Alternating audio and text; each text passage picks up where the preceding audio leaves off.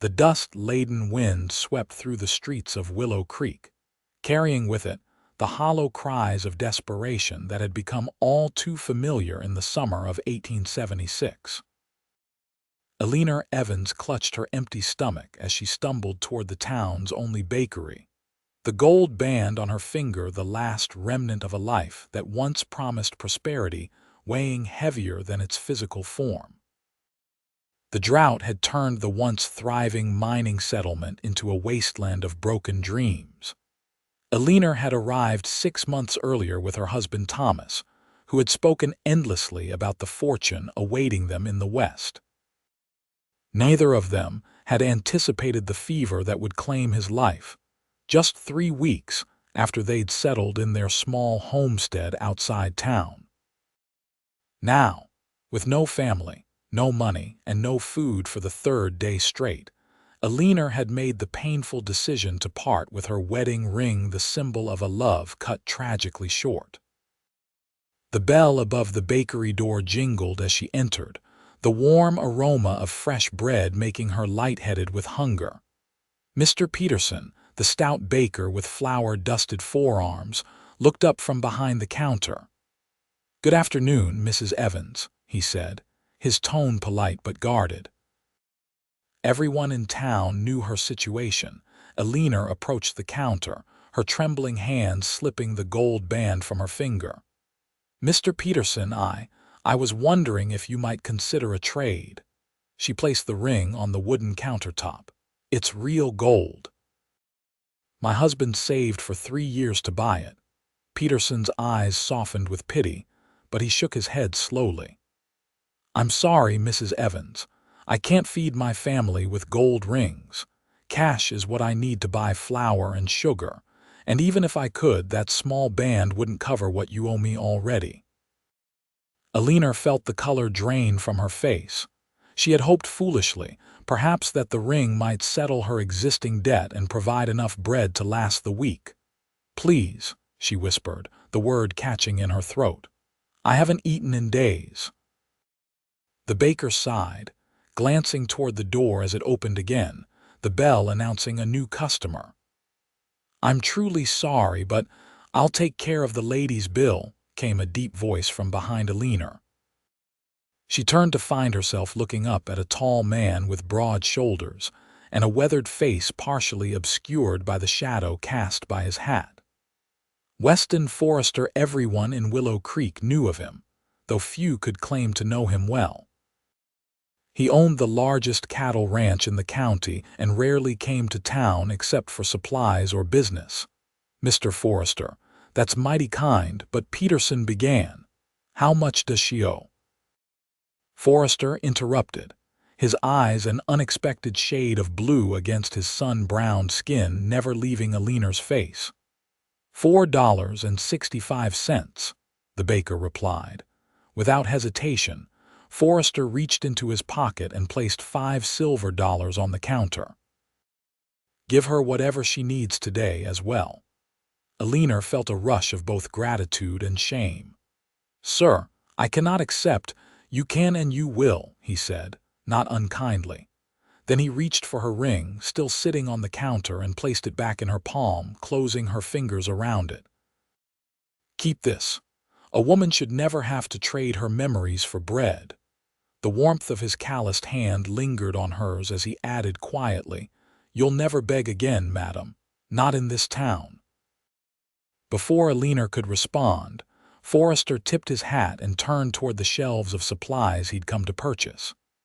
She stood frozen, the ring clutched in her fist, torn between pride and the undeniable relief of having food for the first time in days. Peterson cleared his throat. "What can I get for you, Mrs. Evans?" 20 minutes later, Eleanor left the bakery with a basket containing 2 loaves of bread, a small wheel of cheese, and a jar of preserved peaches. The unexpected generosity left her reeling as she made her way back to her small cabin at the edge of town. She had barely set the basket on her rickety table when a knock sounded at her door. Opening it, she was startled to find Weston Forrester standing on her porch, his horse tethered to the fence post nearby. Mr. Forrester, she said, surprised. I thank you for your kindness at the bakery. I intend to repay you as soon as I'm able. He removed his hat, revealing thick, dark hair with streaks of silver at the temples. That's not why I'm here, Mrs. Evans. May I come in? I have a proposition for you. Hesitantly, Eleanor stepped aside. Her tiny cabin was clean but sparse, just a table, 2 chairs, a bed, and the small stove that served for both cooking and warmth. She was acutely aware of how little she had, as Forrester's tall frame seemed to fill the modest space. "Please sit," she offered, gesturing to one of the chairs. He sat, placing his hat on the table. "I understand you've been seeking work since your husband's passing." Eleanor nodded, taking the seat opposite him. "Yes, though opportunities for women in Willow Creek are limited. I've taken in some mending, but it's hardly enough to survive on. I need someone to cook and keep house at my ranch," he said directly. "My previous housekeeper left to care for her ailing mother back east. The position includes room, board, and $10 a month." Eleanor blinked in surprise. $10 was more than generous for such work. "It's a big house," he continued, as if sensing her thoughts. "And there are 6 ranch hands who take their meals there.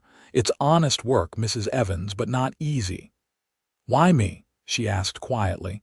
"There must be other women in town with more experience." Forrester studied her for a moment. "Because you've kept your dignity intact despite your circumstances, and because I recognize the look of someone who refuses to be defeated." He paused. "My foreman's wife mentioned you were a school teacher back east before coming here. Education is something I value." Eleanor felt a flicker of hope for the first time since Thomas's death. "When would you need me to start?" "Tomorrow, if possible. I can send someone with a wagon for your belongings in the morning." She thought about her options, which were, in truth, non-existent. Staying meant certain starvation. Accepting his offer meant survival and perhaps even a chance to rebuild her life. "I accept, Mr. Forrester, and thank you," he nodded, rising to his feet. "Be ready at 9 tomorrow, and Mrs. Evans," he paused at the door, "the past is behind you now." With that, he was gone, leaving Eleanor to wonder if she had just been rescued, or if she had merely exchanged one precarious situation for another. The morning brought a wagon driven by a cheerful young ranch hand named Daniel. Loading Eleanor's meager possessions took less than an hour, and soon they were traveling the 5 miles to the Forrester ranch. As they crested the final hill, Eleanor caught her breath. Sprawled below was a property far more impressive than she had imagined. A large 2-story house stood proudly amid several outbuildings, corrals, and a barn that could have housed a dozen horses. Beyond stretched acres of grassland where cattle grazed under the watchful eyes of mounted cowboys. "It's something, isn't it?" Daniel grinned. Mr. Forrester built most of it himself when he first claimed the land 15 years ago. Started with nothing but determination and a few head of cattle.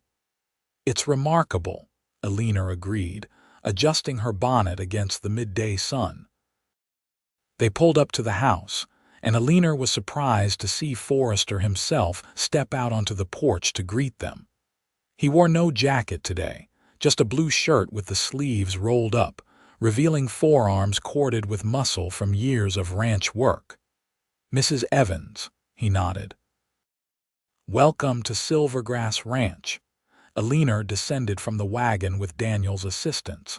"Thank you for this opportunity, Mr. Forrester. Daniel will show you to your quarters and help with your belongings," he said. "Once you're settled, Mrs. Miller will acquaint you with the house and your duties." As if on cue, a plump, cheerful woman emerged from the house. "There you are. I'm Harriet Miller, the foreman's wife. I've been helping out with the cooking since Mabel left, but I'm afraid I'm not much of a cook. The boys will be thrilled to have someone who knows their way around a kitchen." Eleanor followed Mrs. Miller into the house, momentarily overwhelmed by its size and comfort compared to her cabin. Polished wooden floors, actual upholstered furniture, and glass windows with proper curtains gave the place an air of civilization that seemed almost foreign after months of hardship. Her room, located off the kitchen, was simple but comfortable, with a real bed, a dresser, a washstand, and a small window overlooking a vegetable garden. "It's lovely," Eleanor said sincerely, unpacking her few dresses and hanging them in the small wardrobe. "Mr. Forrester believes in treating his people well," Mrs. Miller replied. "Says it builds loyalty, and he's right. Some of these hands have been with him for over a decade." The rest of the day passed in a whirlwind as Eleanor learned the layout of the house, the schedule of meals, and where supplies were kept. The kitchen was well stocked and modern by frontier standards, with a large cast iron stove, plenty of cookware, and a pantry filled with staples. By evening, she had prepared her first meal for the ranch, a hearty beef stew with biscuits that drew appreciative comments from the ranch hands as they filed in for supper. Forrester ate with them, sitting at the head of the long table, but said little beyond complimenting her cooking. Later, after the men had retired to the bunkhouse, and she had finished cleaning the kitchen, Eleanor found herself alone on the back porch, gazing at the stars that seemed impossibly bright away from even the modest lights of Willow Creek. "You've made quite an impression," came Forrester's voice as he joined her, offering a cup of coffee.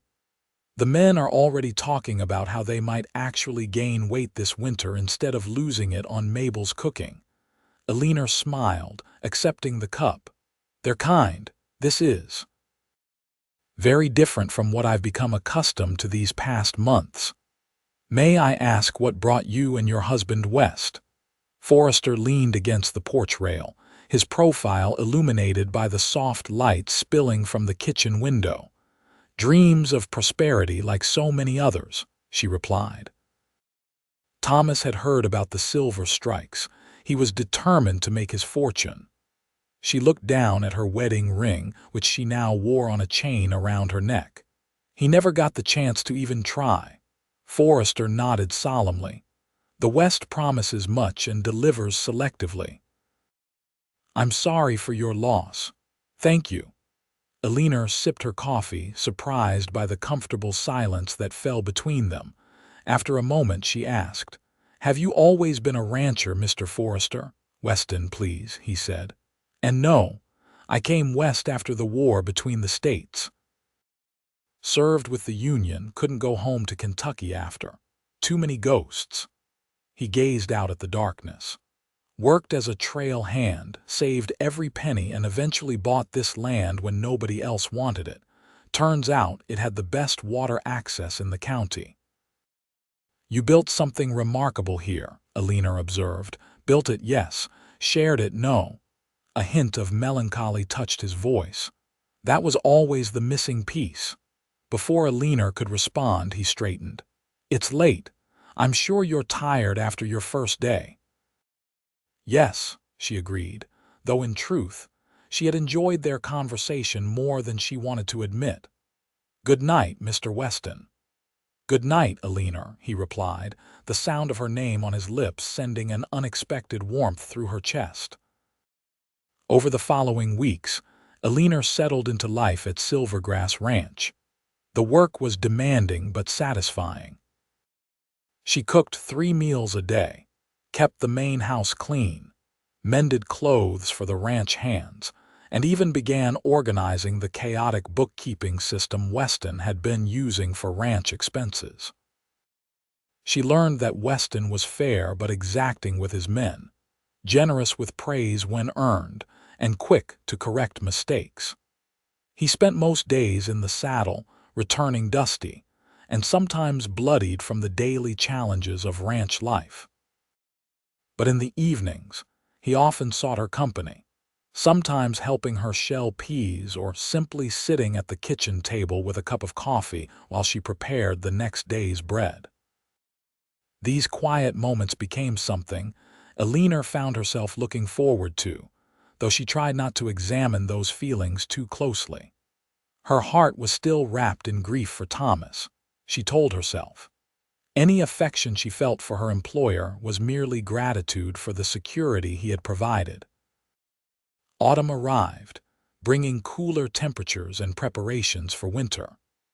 Eleanor had been at the ranch for nearly 2 months when the first cattle buyer arrived from Kansas City, followed by 2 more in the span of a week. Business negotiations meant Weston hosted dinners in the formal dining room events that required Eleanor to prepare more elaborate meals than the usual ranch fare.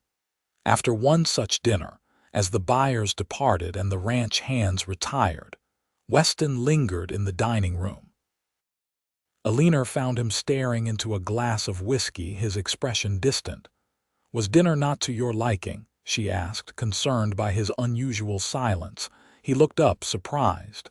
"The dinner was excellent. You've outdone yourself these past few nights." He gestured to the chair beside him. "Join me." Eleanor hesitated, then sat.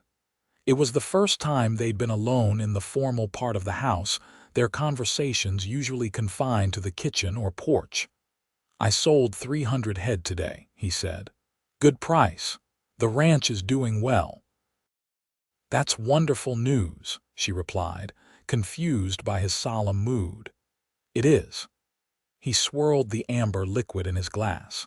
"Yet I found myself envious of Johnston, the buyer from St. Louis, not for his money, but because he spent half the dinner talking about his wife and children." The way his face lit up when he mentioned them. He shook his head. "I've built all this, but what's the point of success if there's no one to share it with?" The vulnerability in his admission caught Eleanor off guard. "I'm sure there are many women who would be honored to share your life, Weston." His blue eyes met hers with an intensity that made her breath catch. "I'm not interested in many women." He set down his glass. "Eleanor, the moment was interrupted by the sound of horses approaching at speed. Weston was on his feet instantly, moving to the window. "Riders. At this hour it can't be good news." Within minutes the house was in turmoil. 3 of Weston's ranch hands had been ambushed while checking the northern fence line. 1 was dead, 2 wounded, 1 critically. The attackers were rustlers who had been targeting ranches throughout the territory. The wounded men were brought to the main house. Eleanor immediately set to work, boiling water, preparing bandages, and assisting as Weston extracted a bullet from the shoulder of one man while Mrs. Miller tended to the other, whose injuries were thankfully less severe. It was nearly dawn by the time the wounded were stable. Eleanor, exhausted but unable to rest, found Weston on the front porch, his shirt blood-stained from his efforts to save his men.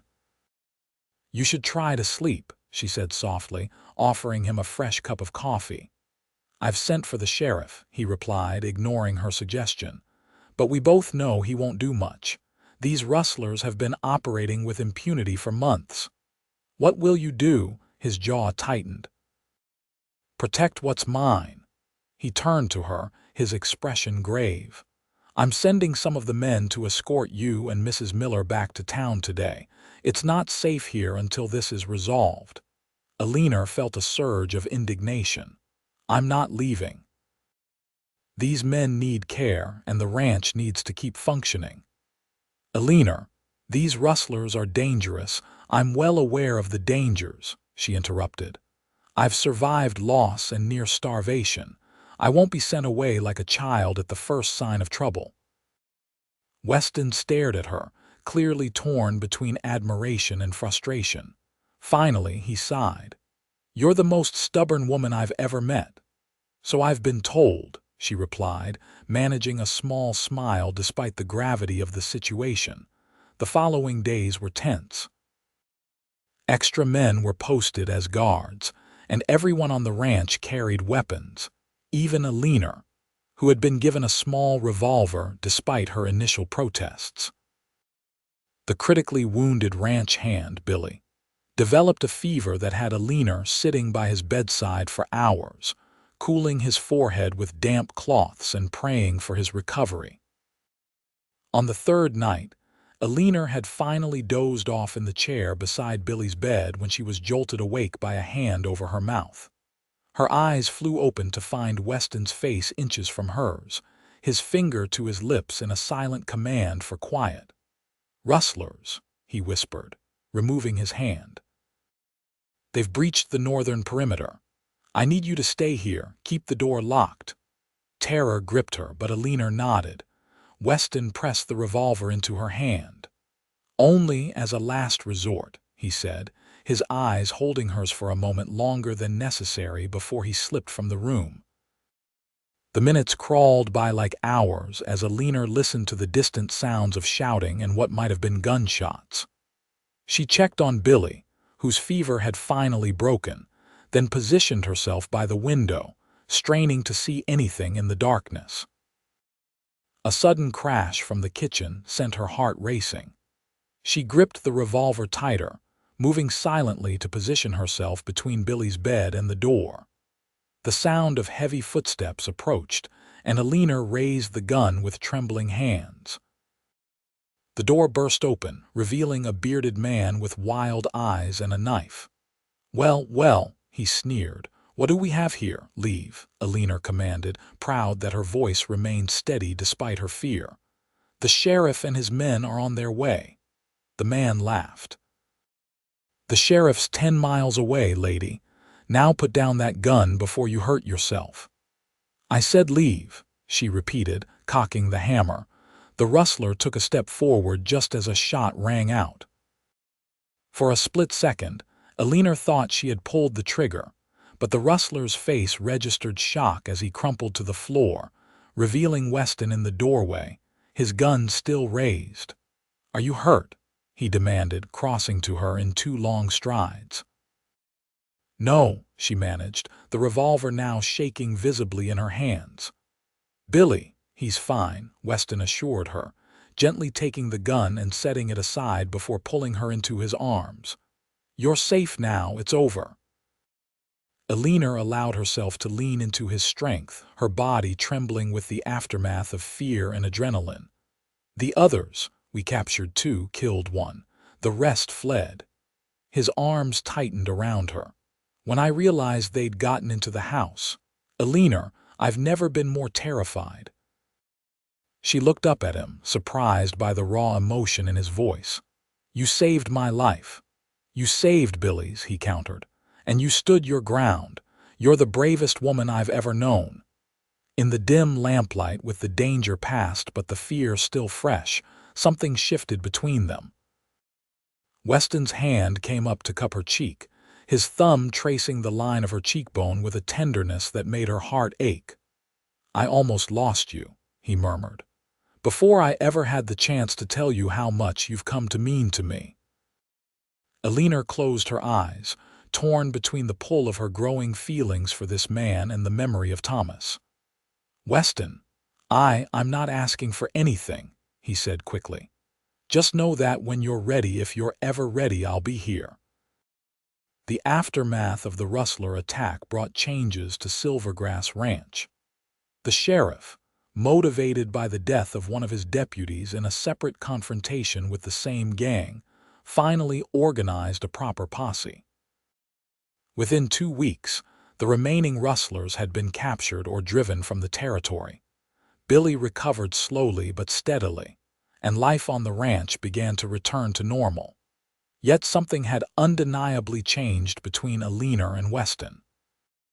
There was a new awareness in their interactions, a careful distance that hadn't existed before. Winter arrived early that year, bringing snow that blanketed the ranch in pristine white. The cattle were moved to sheltered pastures, and the rhythm of ranch life slowed with the season. With Christmas approaching, Eleanor threw herself into preparations, decorating the main house with pine boughs and red ribbons, baking cookies and pies that filled the air with sweet, spicy aromas.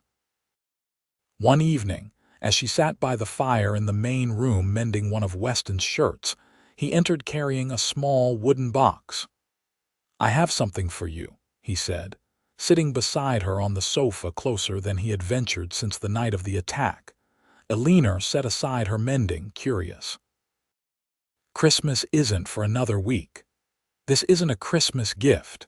He opened the box, revealing a delicate silver locket on a fine chain. "It belonged to my mother. I've been waiting for the right moment."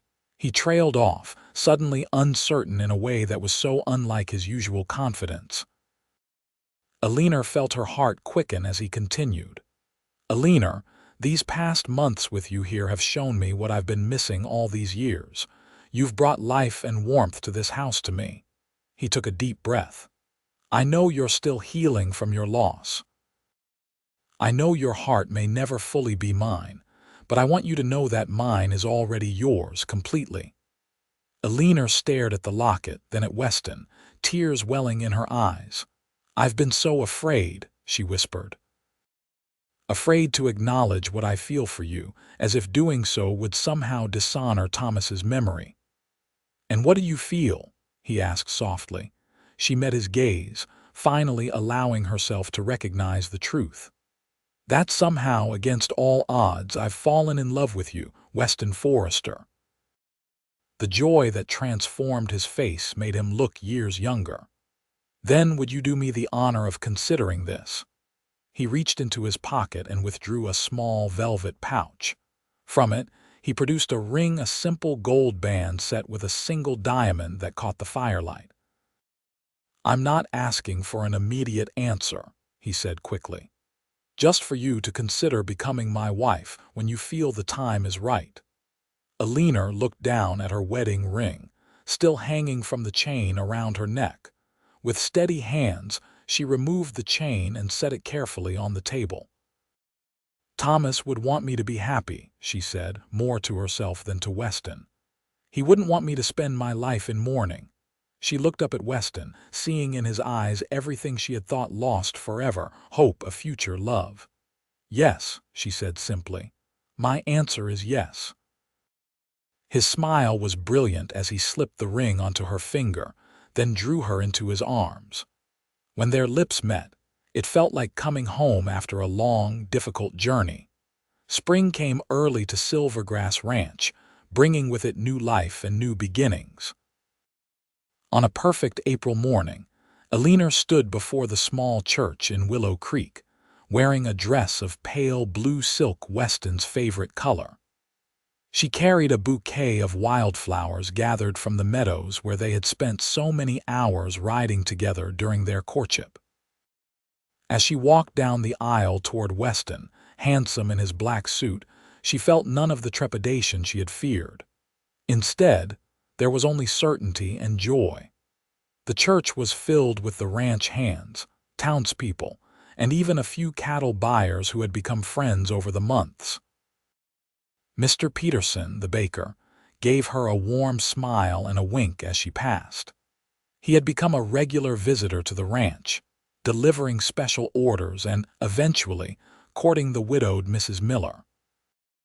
When Eleanor reached Weston's side and placed her hand in his, she knew with absolute certainty that this was exactly where she was meant to be. "I love you," he whispered, for her ears alone. "And I love you," she replied, squeezing his hand. 5 years later, Eleanor stood on the porch of Silvergrass Ranch, watching as Weston taught their 4-year-old son William how to sit a pony, while their 2-year-old daughter Catherine played at her feet. The ranch had prospered, growing to become one of the most successful in the territory. They had built a school for the children of ranch employees and neighboring homesteaders, where Eleanor taught 3 days a week. Life had not been without challenges: droughts, harsh winters, illness, but they had faced each obstacle together, their bond only strengthening with time. As the sun began to set, casting golden light across the land they both loved, Weston rode up to the porch, little William proudly seated before him on the saddle. "Mama, did you see me?" William called, his face flushed with excitement. "I did." "You're becoming quite the horseman," Eleanor replied, smiling as Weston lifted their son down before dismounting. Later that night, with the children asleep and the house quiet, Eleanor and Weston sat together on the porch swing, his arm around her shoulders, her head resting against his chest. "Do you ever think about that day in the bakery?" he asked.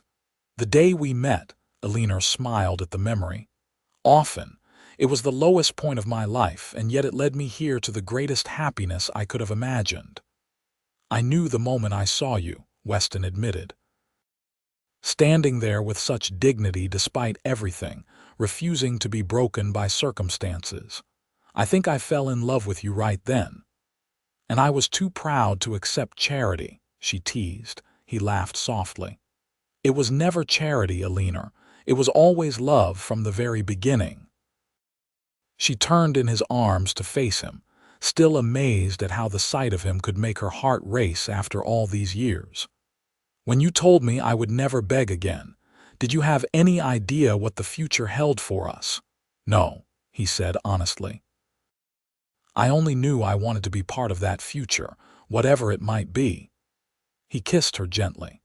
"And I've never been more grateful for anything in my life than the fact that you chose to share yours with me." As the stars appeared one by one in the vast western sky, Eleanor thanked whatever twist of fate had brought her to that bakery on that desperate day. What had seemed like the end had proven to be just the beginning of a love story more beautiful than she could have dreamed.